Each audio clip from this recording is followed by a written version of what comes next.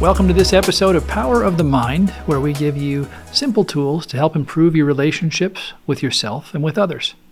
Today we're going to talk about addiction. We're going to do a deep dive into what addiction is and what treatment of addiction looks like. It's a pretty interesting episode, and for a lot of us, it hits pretty close to home. Hope you enjoy it. Hey everybody, welcome to Power of the Mind with Cast 11. I'm Alicia Morgeau here with Greg Struve. Hello. We've got as always, our Power of the Mind brought to you by Granite Mountain Behavioral Healthcare. How you doing? Doing great. How are Awesome. you? Good. Wanted to, can we dive right in? Let's do it. Okay, cool. So we've talked a lot. We've done a lot of different things, but what I really want to talk about today is what you do. And I know at Granite Mountain Behavioral Healthcare, I know your primary focus, and I know there's many, but right. Drug addiction, chemical dependency, that sort of thing. And, there's, as always, a million ways we can go with this, but we have been talking a little bit about family dynamics and wanted to talk about just as a mom of 5 kids and a cheer coach of 65, 70 kids, how do you spot those warning signs with your children, with your spouse, anybody? Sure. Well, when we're looking at kids getting into addiction, the couple things that stick out to me that are really worth noting. One, a big change in terms of a kid's social group is always something to be aware of. And making sure that I understand who my kid is spending time with. Sometimes you'll see a pretty big shift in the music they're listening to. Neither of those things by themselves is indicative that, but the other thing that's really common is you'll find paraphernalia. One problem parents have is they don't always know what paraphernalia is. Tinfoil is really important in the use of fentanyl and heroin, for example. So if I'm finding tinfoil around the house or in just really confusing situations, that's a big one. And that's the other thing to do is just you know your kids, so pay attention, notice what's happening, and sometimes it's also pretty helpful to ask, believe it or not with the hard stuff. Right. That's not going to come to light, but having a frank discussion about how things land is pretty useful. So I've found out, little Johnny's doing drugs. I figured that out. When do you guys come into the picture? How does that help, or what is it? Well, we're talking about different situations necessarily. There's a wide spectrum, right? My child is engaging in drinking or using marijuana. We have to have a conversation about that. Sometimes some counseling is really appropriate. There's different levels too. There's a thing called outpatient counseling. And so outpatient counseling is what we think of as normal therapy, where I go to somebody's office and hang out with them. And then for my level of care, we're talking about residential, where we send them away for a while. For younger people, one big advantage, if we find out that a kid is engaging in drugs or alcohol, is up until they're 18, you actually have custody. So you can tell them they're going away. Right. After they turn 18, they more or less have to volunteer. In Florida, once in a while, you can pull some strings and get them committed. But as a general rule for the rest of the country, they're going to have to be voluntary. And so prior to 18, there are a lot of options. Wilderness programs will take kids for a couple of months and move them in the right direction. You want to do some research. There are educational consultants who will help you find a good sort of longer-term program if you need to. There are, if you get into rough situations, they can end up just learning new tools and new tips from their peers. So it just depends, though. I would suggest the biggest thing is to make sure that the clinician that you're working with is well-versed in addiction and recovery. One way to check that out is to try to find somebody who has working knowledge and preferably personal experience with 12-step programs, simply because they tend to have a philosophy of drugs are bad, for lack of a better term, right? And there are some clinicians who don't have that philosophy, who are pretty open to the utilization of mood-altering chemicals. And so that's an important thing to check on before you just ship them off to counseling. So Yeah. Yeah. We always talk about, back in my day, this, and, things seemed safer. Oh, sure. People experimented, and most people who experimented didn't just drop dead, Yeah. and what is going on out there today that is causing, these kids that relatively great kids, and they're just at a party and something happens, and, I hear fentanyl and all that stuff, but what is happening? What is Well, going on with that? fentanyl is incredibly inexpensive relative to heroin. So you can make fentanyl, it can be really, really, really concentrated, which means moving large quantities of it. I can't remember the statistics, but, a 1 kilo bag of sort of pure heroin can be divided. I'm gonna mess up the numbers. It can be divided a lot of times and make a certain amount of money. And 1 kilo of fentanyl can be divided like, I think, a factor of 100, like 100 times the amount of. It's a lot. I hate to even use numbers because I know I'm not getting them right. But the long and short of it is people developed fentanyl and realized that they could make a lot more money with fentanyl because it's so concentrated. But the problem with fentanyl is it's so concentrated. I read a story a couple months ago about a cop, I think in Ohio, and he got some on his uniform. And it was the ultra concentrated variety, and he had to get Narcan like 6 times because it was super. It was just on his skin. He didn't even take it in. It wasn't even inhaled or anything. Just and so the challenge too is now people are lacing almost everything. You can lace anytime somebody is using OxyContin, for example, or buying Percocet off the street. All street Percocet is basically fentanyl. Oh gosh. Perc 30s they call them, and it's just fentanyl in a pill. There just is very little that isn't laced. You can get methamphetamine that's laced with fentanyl. All kinds of things that you buy on the street now are laced with it. Ecstasy, lots of that stuff. And so the challenge of fentanyl is if you use a little tiny bit, you get really high and you feel great. And if you use just a little tiny bit more, what happens is your nervous system, fentanyl settles you. It settles your nervous system. And so if you happen to have a bunch of anxiety or PTSD, for example, which a lot of my clients do, and they take a little bit of this thing, they just feel at peace. They feel settled, and they feel really at peace and settled. And it's the only time in their life for some of them that that's the case. And if you take a little bit more, you feel a little bit more settled. If you take too much, then what happens is your nervous system settles so much that it doesn't breathe anymore. And so you suffocate. And that's what happens when a person overdoses, is the nervous system settles beyond the point of continuing to breathe. And that's how things happen. So Narcan is a drug. You can actually get it, I think, for free still at Walgreens. I carry some with me all the time. I have some in my car. I have some in my backpack.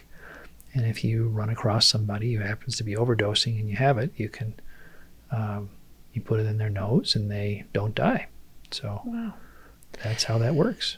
Thank you for talking about that, because I hear about it. I mean, I don't think anybody has not heard about it. The deaths that have happened, but I never understood why. I never understood. I just knew it was bad. And so, what kind of advice can you give to parents?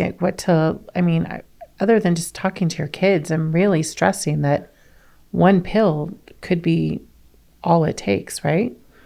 The biggest thing I would say with a parent is if you have suspicion, make some phone calls and find somebody who knows.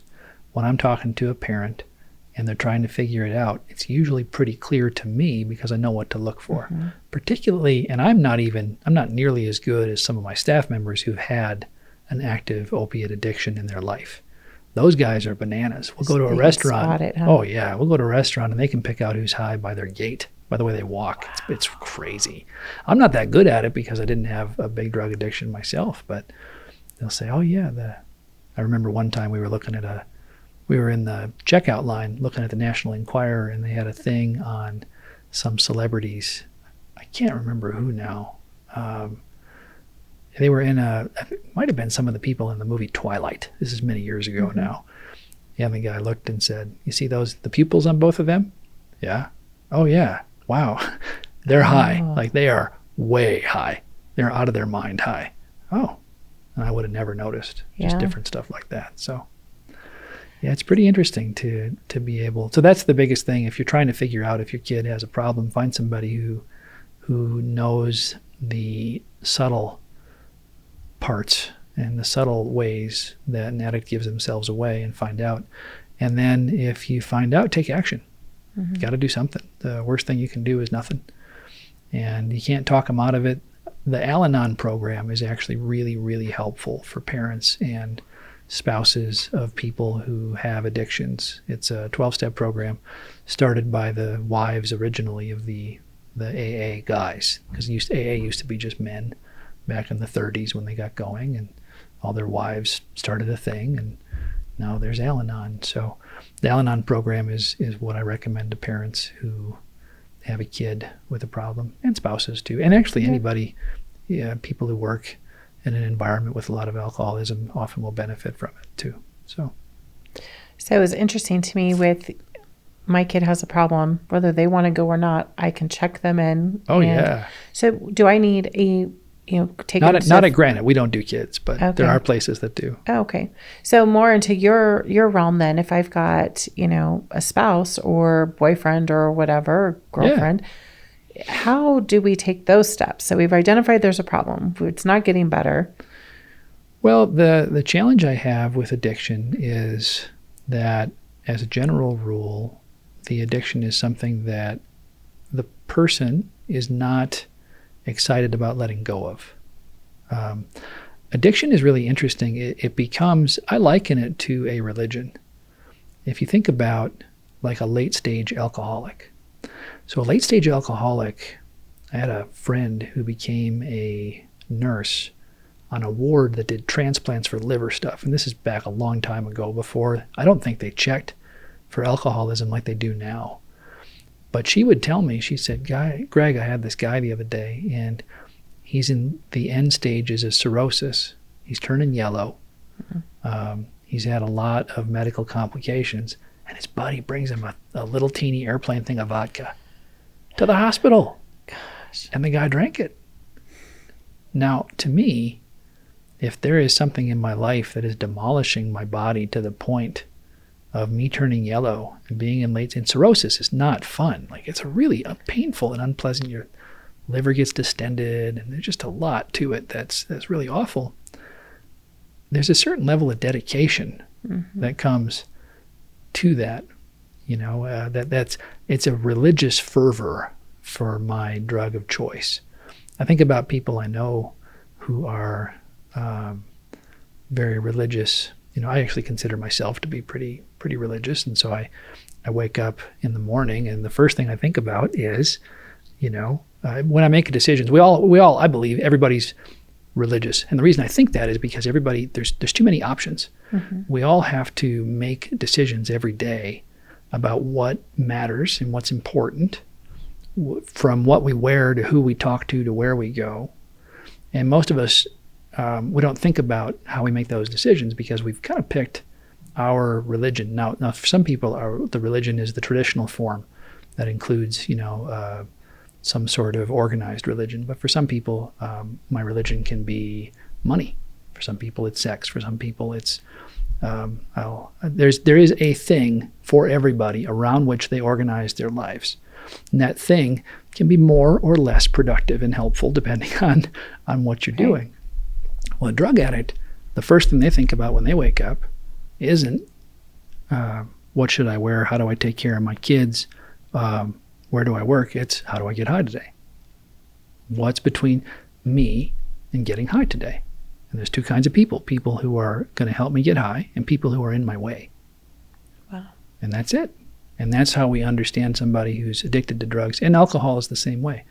An alcoholic can be very kind and can be very loving as long as you're not between them and booze. Right. And that's what I say. I have clients sometimes who come in and say, well, my dad was a great dad. He just was an alcoholic. Well, okay, he had some advantages to him. He had some pluses to him. He was a good man. And if you ever got between him and alcohol, who won? Right. And when the dad was an alcoholic, the answer is immediate and clear to most of them. And so that's the way we understand addiction, at least the way I understand addiction, is it's the most important thing. It's the organizing principle around which I build my life and my lifestyle. If I'm really an alcoholic or an addict, my friends are alcoholics and addicts, preferably alcoholics and addicts who use a little bit more than me, so that I can be like, well, that guy's got a problem. Right. I'm drinking a little bit here, but that guy's got an issue. I didn't sleep in a gutter last night, right? So that's the crux of what we see there is I am associating all of the elements of my life, my focus of my conversation, my focus of everything is that way. And it's the same thing if I have somebody who's a sex addict, for example. Sex addiction, they're going to focus their lives on sex. And they might do other stuff, but that other stuff is at least not getting in the way of their addiction. Okay. So we get to a point where we decide we want to change the addiction, but the reality is it's not really true. What I want to change is the consequences. You take anybody who's in addiction, you say, if you could take away these consequences, would you quit anyway? And they'll tell you no. Or they'll lie to you, right? Say, yeah, I will. Yeah, you're a liar. It's not true. And the reason is because getting high feels good and getting drunk is fun, unless you're doing it wrong. As a general rule, it's an fun, enjoyable experience. And so that's really the thing to pay attention to is when I go to treatment, in order to get to the point where I want to go to treatment, I have to decide that the consequences of staying the way I am outweigh the benefits of staying the way I am. And if you think about it, that's really true for all of us, right? We talk a lot in the treatment center about the idea that change happens when the pain of staying the same outweighs the fear of change. So if you really deconstruct that, because it's a truism for human behavior, change happens when the pain of staying the same, the pain associated with doing what I'm doing, outweighs, is stronger than the fear of change. Because none of us like change. I drive the same way to work every day. Well, not too long ago, they decided to do some construction on my way to work, and now it's 1 lane instead of 2. Well, guess what? Yeah. The pain of staying the same outweighed the fear of change. I changed the way I went to work. And almost all addictions begin around junior high. Now, it might not be an addiction to meth or fentanyl, because it's pretty hard to get meth and fentanyl when you're 13 or 14 most of the time, depending on the neighborhood in which you grow up and in the family in which you grow up. It's usually pretty challenging to get to hard drugs. But if you hang out with somebody who has an addiction, they started drinking or smoking pot around the age of 12 or 13. That's junior high sucks. It's really hard to be in junior high. And the addicts are smart. They figure out, wait a minute, everybody else is suffering, but I don't have to. Yeah. And so I anesthetize all the pain I have in junior high and I get high. And eventually that creates a situation. And now the consequences in my life are such that I want to get treatment. That means that there's something I'm not willing to lose. There's something that's more important to me than my addiction. And then it's time to go to treatment. And then I can really start to look at how much of my life is built around this addiction and ask myself, am I willing to change? And the answer most of the time, unfortunately, is no. We see 10 to 20% in terms of a success rate. Wow. And what's interesting too is the treatment world, all of the brilliant medical professionals who have dedicated their lives to addiction treatment and recovery have been trying to figure out how to get that percentage to go up since we really started tracking it in the 1980s. And now keep in mind, you'll read other people who are like, our percentage is much better. It's because of the data they're picking. Right. If you just do a survey of the people who walk through the front door and you don't weight it in any particular fashion, the percentages are painfully low. And that has to do with the reality that addiction is a very peculiar disease. It is an all-encompassing thing, and to change it requires a really significant constitutional shift in the individual we're working with usually. So you started out with the question, and I can't remember what it was now. I've wandered a bit. Well, basically it's just, the way you answered it, if I want to get my spouse or boyfriend, girlfriend help, really there's nothing until they're ready. And until they can face that, aren't I more important than what you're doing? The kids, Sure. aren't they more important than what you're doing? But it's just astonishing. I mean, I would think like, okay, once you go cold turkey and you're off of it, you're good, right? You don't have to go back to it. But 10 to 20% is such a low number of people who, it's just, how do we stop them from even, like with our kids, just don't do it, like smoking. Because I see smoking, the trend is so low now. Like most people, you don't see most people picking up vaping now, but They vape instead. Yeah. The vaping numbers are through the roof. Are they really? Yeah, 30, 35, 40% Oh my of high gosh. schoolers vape. Not my kids. Not my cheerleaders. They would never. They would I don't know. never. No, They would never. too cute. But gosh, so they make the step then. They say, okay, yes, honey, you're right. The drugs are bad and I don't want to do this anymore and it's interfering with my life. I'm ready to go get treatment. Yeah. Do we talk to a doctor or do we just call you on the phone and we say, Most people hey, get on Google. You Yeah. can certainly come to Granite if you'd like. We're pretty good at what we do. Yeah.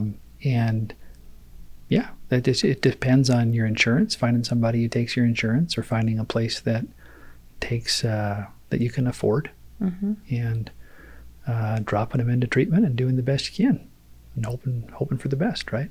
Yeah. And then I cannot overstate how much the percentages are positively impacted by family members attending Al-Anon. Family members don't realize it, but being involved in a relationship with someone with an addiction slowly decreases your grasp of reality in ways that we can't fully appreciate until we're there. So that's a big part of it. I've never seen a situation where the family member got involved in Al-Anon where it didn't improve things dramatically. It takes some time. Because I would have to imagine if you're living with someone who is addicted to drugs, the amount of covering up you would have to do or the excuses you have to make or adapting how you react or treat that person has got to be, just off. It's a full-time job, Yeah, it's, usually. yeah, that's crazy to me. So they get in there and you said most of them are like a check-in program where they stay, or how do you make that Well, determination of? There's a criteria that treatment centers look at. It depends on the treatment center and on the circumstance, and it depends on how severe it is.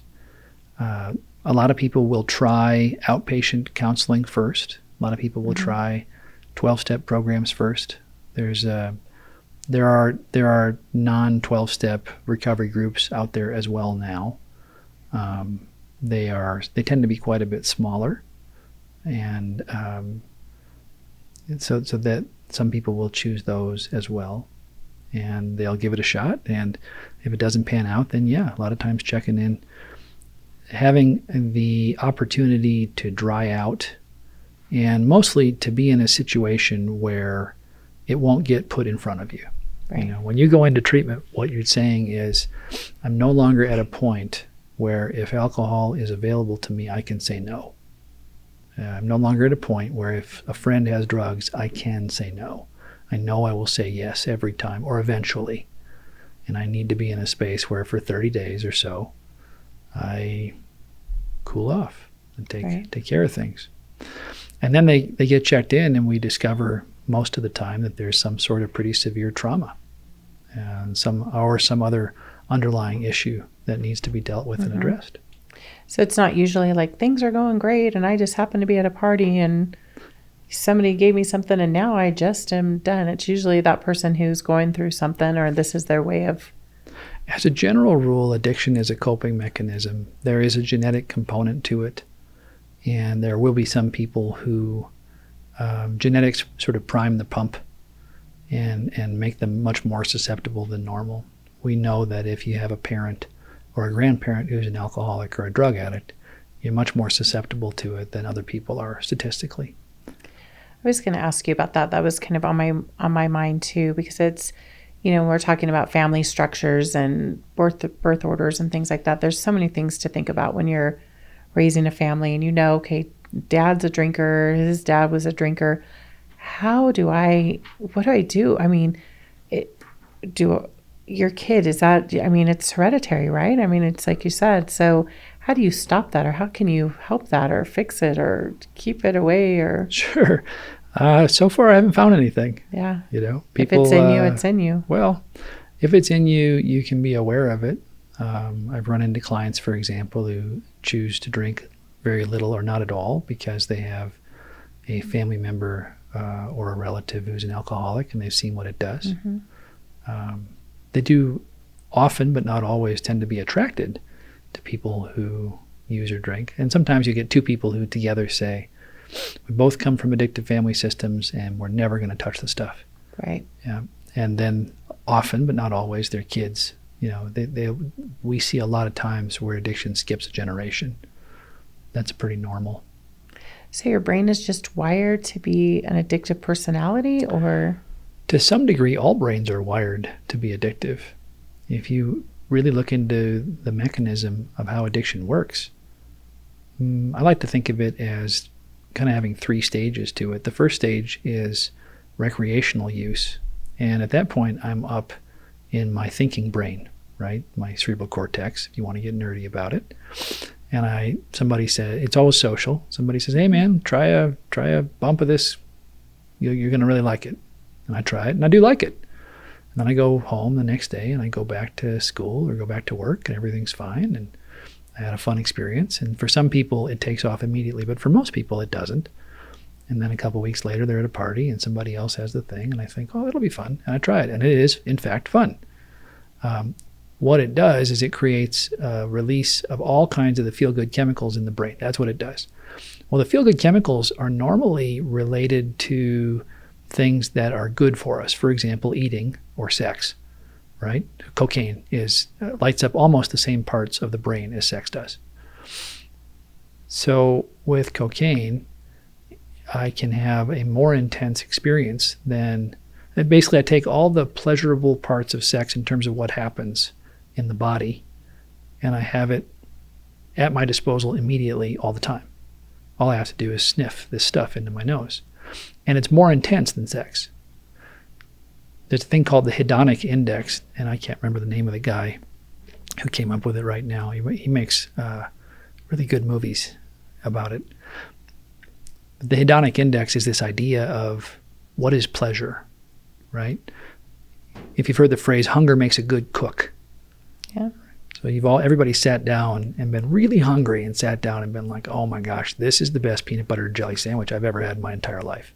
Yeah. I didn't know peanut butter and jelly sandwiches could be this good.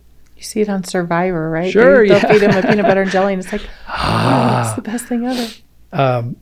That is, the brain has said, feed me, feed the body, please. And it rewards the feeding of the body with like a 10, on 1 to 10 level on the hedonic index. All the brain chemicals that are associated with pleasure show up. Well, you take a bump of cocaine or a hit of meth, and now it's like a 50.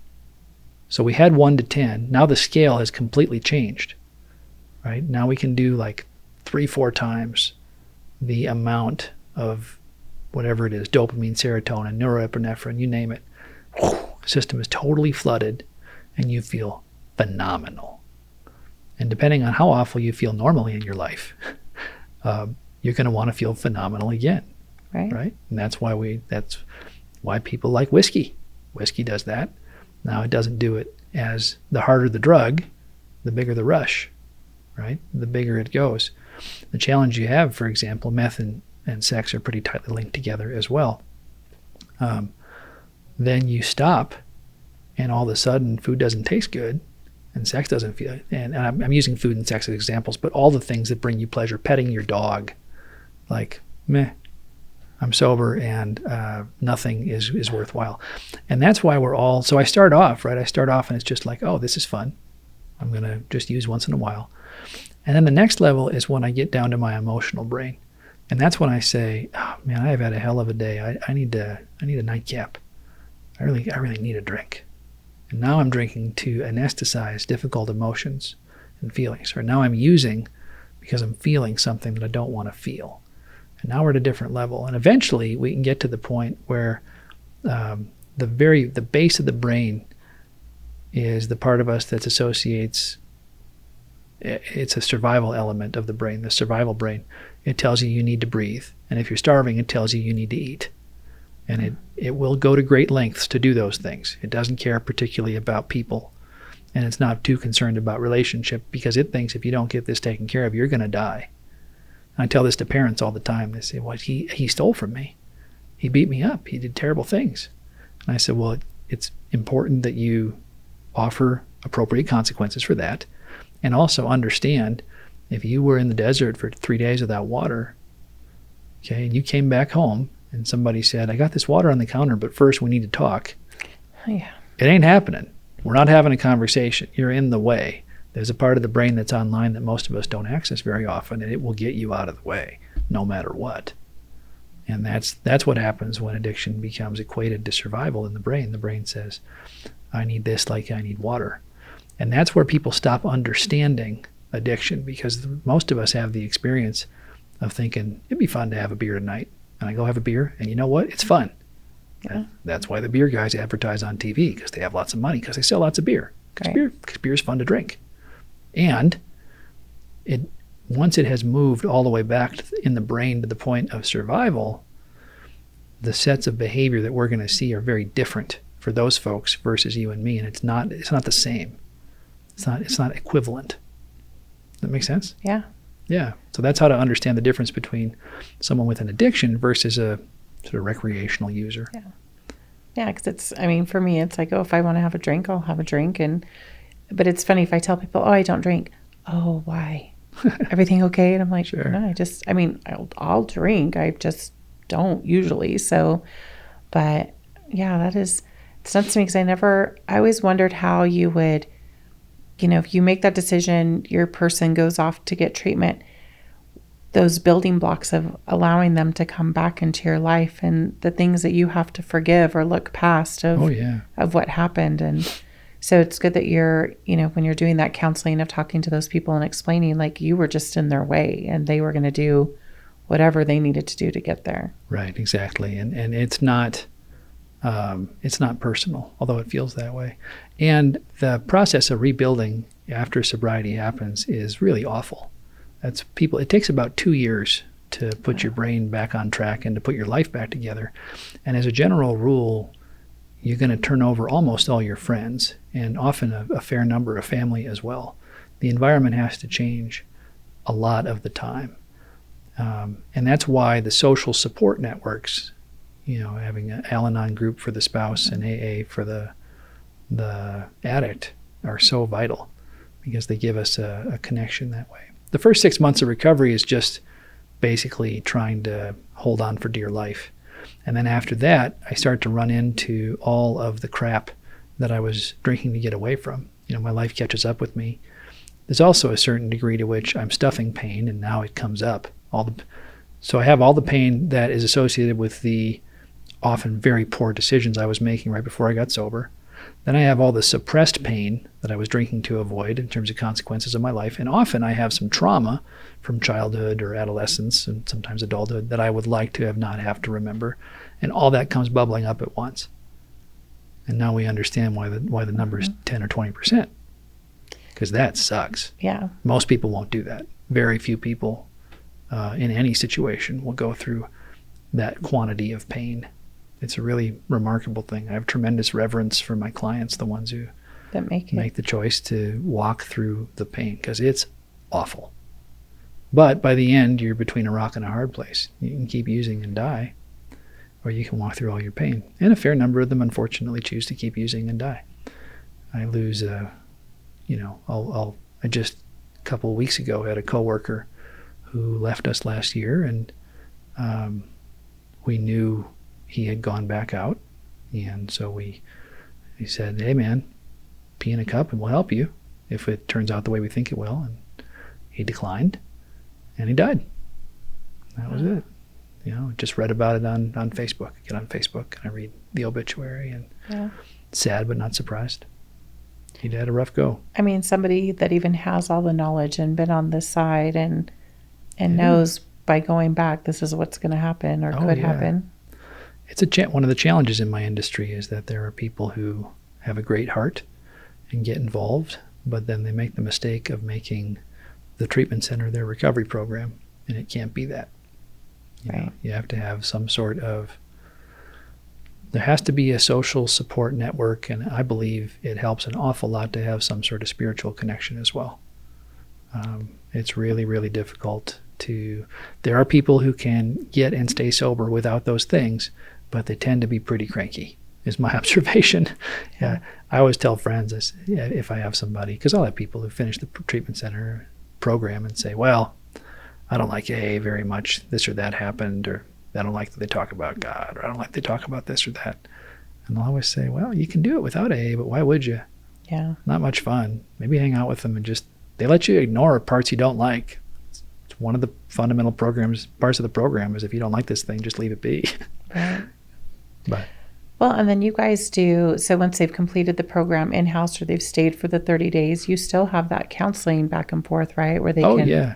Well, we have a pretty extensive program now, and we continue to find ways to move it in the right direction. Right now, we have 30 days of what's called residential treatment, and then we move them down to intensive outpatient, and we help them with their housing. We give them a place to live and some supervision, because people struggle to attend the groups if they don't have a safe place to live.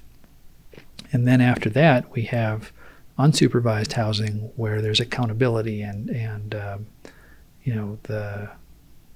people there are required to maintain a certain level of participation in their recovery program in order to continue to live there. And we're finding that really, really helps. Mm-hmm. Having folks have a place to live around other people who are like-minded and sober, it's incredibly helpful. So we've seen the outcomes of the program increase, I think, pretty substantially. We're still in the early stages. I think we've been doing it, the extended living piece, for 3 or 4 months now. But holy moly, is it helping. We're going to open, I think, 2 more houses in the next couple months for our clients, so that when they graduate, they have a place to hang out for a couple of months while they get a job and get some money and get their life underneath them. And most importantly, get a social support network of people who are sober. That is, depending on your neighborhood you grew up in and depending on the crowd you've been running with, those are tough people to come by. Because what you forget is, before somebody goes into treatment, well, in order to get to the point where you have to go to treatment, things have to be pretty bad. Right. A lot of times you're about to go to jail and you make a choice. Well, if you think about who, quote unquote, normies choose to hang out with, your guy who's doing heroin or fentanyl or meth, generally speaking, going to have a lot of friends who do fentanyl and meth. Not a lot of friends who don't do fentanyl and meth. Once in a while, somebody's hiding it, but by the time it gets that bad, that's where it is. And so you have to make a decision like, hey, it's not just give up the meth. It's, hey, give up your friends. Sometimes your long-term friends. Right? Friends, lifestyle, everything. Yeah, give up your friends. Sometimes you have to give up your spouse. Sometimes you have to give up all kinds of your family. I remember one time I was working at a high-end place early in my career, and I had a gal for a client, and her family owned a company, a large company, that manufactured alcohol, right? She's an alcoholic, and she's young, and of course they drink. Like, that's part of the deal. And long story short, the family more or less said, you got to get this under control, but if you want to continue, you're also old enough now that if you want to be part of the family business, you can, but if you don't, we're not going to give you a bunch of money. All right, so now you have this 22-year-old girl who's been driving BMWs her entire life, right? Living in a nice neighborhood and, chilling out. And she has to make a decision. Do you want to keep your $250,000 a year stipend and lifestyle? Or do you want to go cut hair, get an apartment? That's a tough one. Yeah. I don't remember it working out particularly well for her, honestly. I don't know that it would for me either, honestly. There's a lot of these situations you look at and you think, man, I guess I understand why people make the choice. God love them. It's really rough at times. Well, I've been out to your place out in Prescott, and I see the basketball courts and the gym and, the little housing that you have set up. And yeah, it's beautiful. This is a pretty cool place. It is I was shocked because I didn't know, what I was going to see when I went out there. And, it just was not at all what I expected, and people and I'm assuming there are people that were living there just, hey, how you doing? And super nice. Oh, and they're very friendly. yeah, it was awesome to see everybody kind of interacting. And it's just great knowing that there are those things set up for people, because I don't think it's getting any better out there. No, I think no. it's so There's no easy. shortage of things to do. We often have, double digits people who would like to come in today, and we don't have room for. And we say, call back tomorrow. We'd love to have you. We'll see how it goes. Keep trying to get in. Yeah. Right? I don't see a time when the opportunity, when the amount of quality space eclipses the amount of people who want treatment. And there are some treatment centers that look like what you would imagine from TV. And there are some places that are pretty rough. We're blessed to... Looked almost like a college dorm. People hanging out, playing basketball, lifting weights. Dorm, they were cooking in the kitchen. It was just... People are surprised by the clients too. They expect people who look dangerous or scary, and they're really quite enjoyable people to be around. Just seems like a very healthy place to get healthy, to get better. So thanks. So I recommend it, just from, obviously hanging out with you for as long as we have been, and just getting to know what you guys do, and talking to your people over there, and just seeing it firsthand.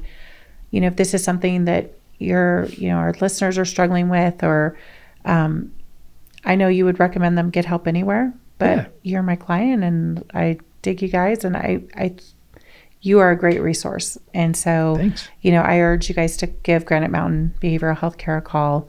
Look at what they're doing. You guys are doing great stuff and keeping people. I think you're giving them a fighting chance. And it's not one of those, here's a Band-Aid and good luck. You're really doing a great job from just what I've experienced and just getting to know you. You're so easy to talk to. And, I know a couple of people that work over there. So, highly recommended. And just give them a call, Granite Mountain Behavioral Healthcare. Keep listening to our podcast. If you have questions, we're happy to answer those, and just excited to keep delving in, because this is, we've gone a couple different ways, but today I was like, what do you do? What is your... Yeah. So we'll keep touching on that a little bit, but I think we'll wrap this one up. And as always, thank you so much for coming in and being part of Power of the Mind, and just love chatting with you. No problem. Thank you. All right, guys. We'll see you next time. If you have a question or something you'd like us to discuss here on Power of the Mind, we would love to hear from you. Our email address is stories, STORIES, at signalsaz.com. That's stories, STORIES, at signals, SIGNALS, AZ.com. Look forward to hearing from you.